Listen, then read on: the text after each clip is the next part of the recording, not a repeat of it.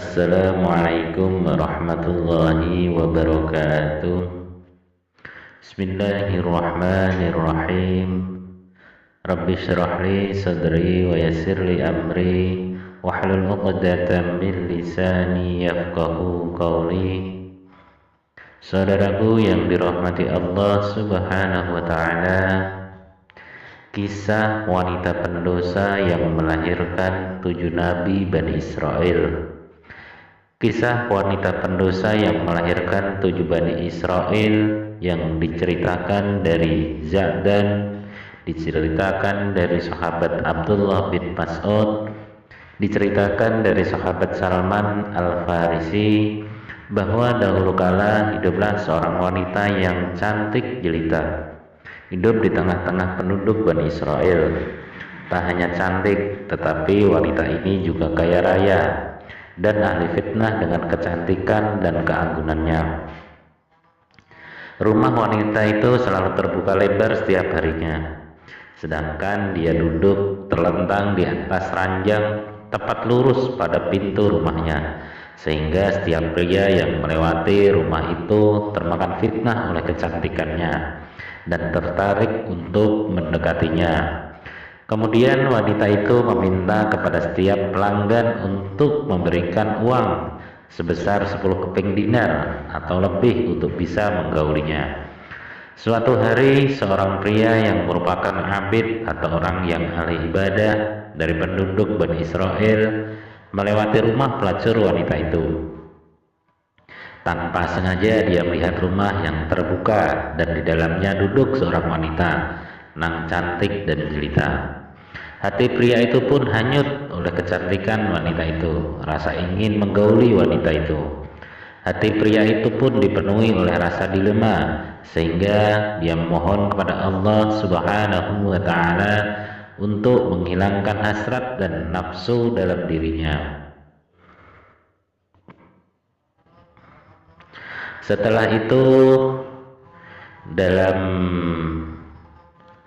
kebiasaan seseorang yang ahli ibadah, lalu dia memohon Allah Subhanahu wa taala supaya dihindarkan dari yang namanya hawa nafsu.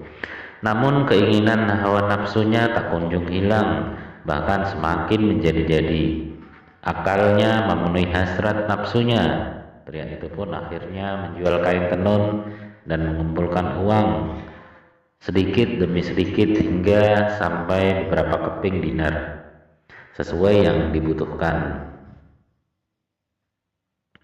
Pria itu pun mendatangi wanita pelacur tersebut dan dia meminta kepada pria itu untuk menyerahkan uangnya kepada perwakilan wanita itu. Pria itu pun diminta untuk memasuki sebuah ruangan khusus yang telah disediakan. Di sana wanita itu berhias dengan cantiknya dan duduk di atas ranjang. Pria itu pun segera mendekatinya dan duduk di samping wanita cantik itu di atas ranjang. Tak lama kemudian wanita itu pun membeberkan badannya sambil terlentang dan siap untuk dimangsa. Namun atas rahmat Allah Subhanahu wa taala dan berkat rutinitas ibadahnya yang dilakukan, hati pria itu pun membisikkan hal yang lain. Sesungguhnya Allah Subhanahu wa ta'ala melihatku dalam keadaan buruk di atas arsy-Nya, sedangkan aku melakukan perkara yang haram, maka leburlah semua amalku. Hati pria itu menjadi semakin takut akan keesaan Allah Subhanahu wa ta'ala. Tubuhnya pun gemetaran dan wajahnya pun mulai memucat. Wanita yang tengah bersiap itu melihat wajah pria di hadapannya menjadi pucat pasi. Dia pun bertanya kepada pria itu, "Apa yang sedang terjadi padamu?"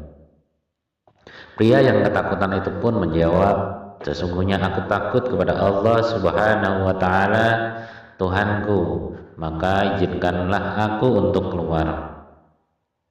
Wanita cantik itu pun berkata, "Sesungguhnya kebanyakan orang akan menginginkan apa yang telah mereka dapatkan, maka kerjakan apa yang sekarang ada padamu." Pria itu pun menjawab, "Sesungguhnya aku takut kepada Allah yang Maha Agung atas pujiannya.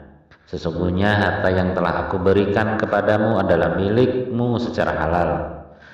Kemudian wanita cantik itu pun bertanya, apakah kamu belum pernah melakukan zina sekalipun? Pria itu pun menjawab, tidak.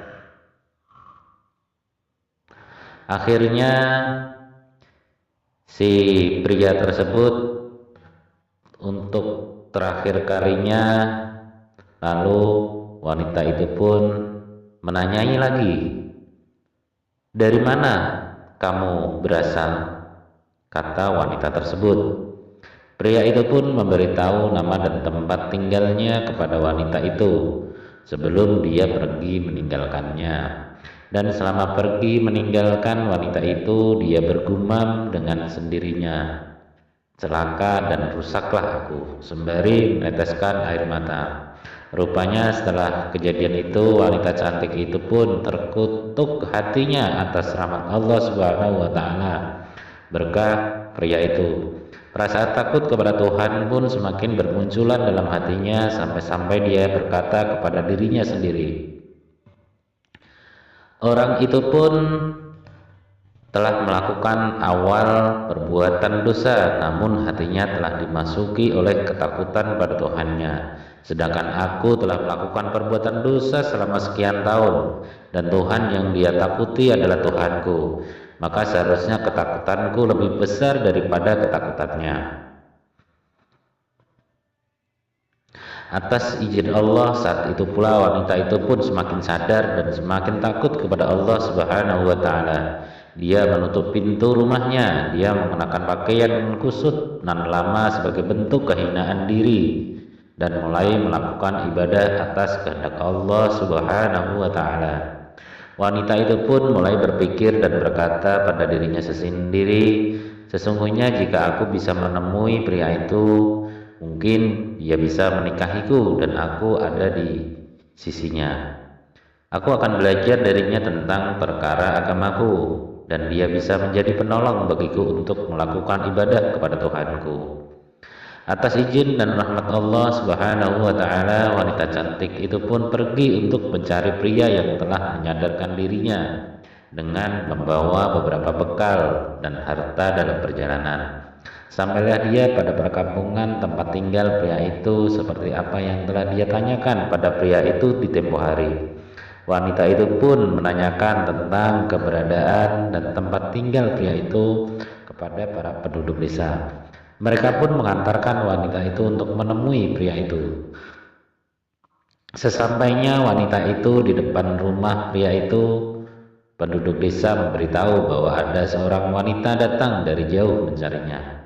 Pria itu pun keluar dari dalam rumahnya untuk menemui seorang wanita tersebut yang telah mencarinya. Sedangkan wanita itu pun membuka cadar agar pria itu mengetahui bahwa dirinya. Namun alangkah begitu terkejutnya bahwa wanita yang mencarinya adalah seorang pelacur waktu itu. Pria itu mengingat tentang apa yang hendak terjadi antara dirinya dan wanita itu. Seketika itu pria itu menjerit keras, kemudian tubuhnya jatuh tersungkur di atas tanah. Ya, pria itu pun akhirnya meninggal dunia saat itu pula. Setelah proses pemakaman selesai, wanita cantik itu pun masih terlihat sedih. Ia datang jauh-jauh untuk tujuan baik demi menemui pria itu. Namun saat itu pria telah meninggal dunia. Kemudian wanita itu pun bertanya kepada para penduduk, apakah dia memiliki seorang keluarga atau yang telah membutuhkan seorang istri. Para penduduk desa pun menjawab kepada wanita cantik itu, dia memiliki seorang saudara yang soleh, tetapi sengsara dan tidak memiliki harta sama sekali. Wanita itu pun dengan senang hati berkata, tidak masalah, karena sesungguhnya aku memiliki harta yang cukup untuk kita. Pada akhirnya wanita cantik itu pun menikah dengan pria soleh yang miskin tersebut, yang merupakan saudara dari pria yang dicarinya. Dari pernikahan keduanya, Allah Subhanahu wa taala mengaruniai 7 keturunan, yang mana 7 keturunan mereka merupakan nabi pada Bani Israel atau di zaman Bani Israel. Hal ini dikarenakan berkah dari ketaatan, niat baik dan tulus. dan keteguhan hati untuk bertaubat dan kembali kepada Allah Subhanahu wa Ta'ala. Semoga kisah ini bisa menjadi inspirasi bagi kita semua, bisa memberikan manfaat. Jika ada salah dan khilaf, mohon dimaafkan. Assalamualaikum warahmatullahi wabarakatuh.